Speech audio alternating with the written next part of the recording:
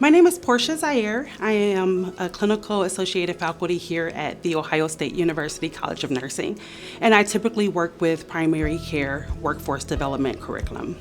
So 2020 was a really rough year for the United States, of course. It was a wonderful year too. My son was graduating from high school and I got accepted into the PhD program here at the university. But it was also a character building moment for me and my family. In July of 2020, our house caught fire. It was completely destroyed and we essentially lost everything that we owned. We spent the next year on the run, is what I call it, because we were without a home and we were moving from different rental housing and apartments while we were trying to get our home rebuilt.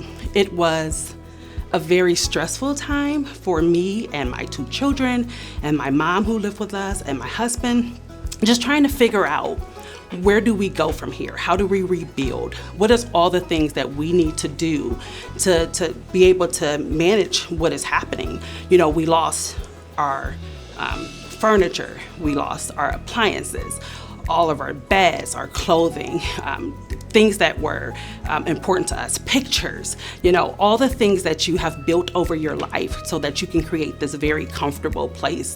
All those things were gone. And we had to figure out, how do we move on from this point? And not only that, we were also navigating the pandemic and we were navigating our children who were also dealing with the loss of friends and the loss of comfort and routine, and just trying to figure out, how do we manage this as a family? And starting this PhD program, which was extremely difficult. It was something that I had never done before, this level of stress and just trying to figure out, you know, how do I manage this new life and this new responsibility, this new way of learning, and then also dealing with the fact that we didn't have a home. We didn't have a place to call our own. We were completely displaced and completely uncomfortable. It was a very vulnerable time in my life, and trying to figure out how I was going to maneuver that was very difficult for me. So naturally, I'm very internally motivated. I can look inside of myself and find the strength that I need to go on. I can rally up and say, okay, Portia, you got this. And, you know, we have these goals and we check these goals off our list and it's forward moving always, and we can do that. But there are times in your life where your own intrinsic values, they don't rise to the occasion.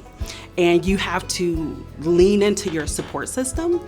And when you are strong and internally motivated, it's really hard to lean on people and to be very vulnerable with people about what you need and what you're going through and how it's a difficult time.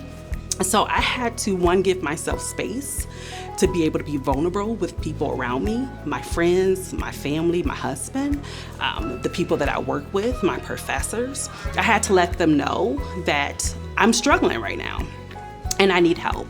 In my life, I have been daughter and wife and mother, and just in general as a nurse caretaker. So I've always taken care of other people first. And I remember in my first flight overseas, and I heard them talking about putting the oxygen mask on yourself first. And I had my young son with me, and I was thinking like, what? I'm gonna save my child first. And it wasn't until I had to go through these really tough situations as an adult that I realized I cannot save anyone if I'm dying, if I'm suffocating, if I don't have oxygen, if I can't breathe, then I can't save anyone. So when I was going through this very challenging portion of my life, and I'm still going through difficult times, I realized that I had to take care of me. That meant mentally and physically, spiritually, emotionally. I had to make sure that I was well and that I was good before I could turn around and take care of even my family. One of my friends in the PhD program, we decided that we would do physical wellness together. Every week we went hiking and we went for long walks.